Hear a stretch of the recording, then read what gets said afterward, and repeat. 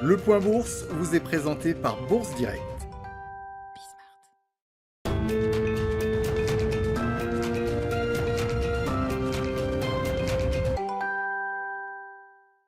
Bonjour à tous, la tendance est à la hausse ce matin à la Bourse de Paris, alors que la Réserve fédérale avait finalement apporté très peu d'éléments hier soir aux investisseurs concernant la trajectoire future de sa politique monétaire. Elle a laissé ses taux inchangés entre 0 et 0,25%. Dans son communiqué, la Banque centrale américaine a noté tout de même des progrès vers l'atteinte de ses objectifs économiques. Optimisme des marchés aussi avant une séance marquée par une nouvelle avalanche de résultats d'entreprises.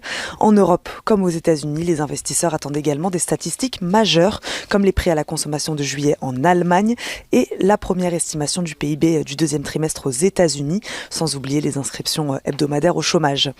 En France et du côté des valeurs, on suivra aujourd'hui Sanofi, qui a revu à la hausse son objectif de bénéfice pour 2021, après avoir vu son activité accélérer au deuxième trimestre. Airbus aussi a révisé nettement à la hausse ses objectifs 2021 de livraison et de bénéfices, après avoir enregistré de solides résultats au premier semestre.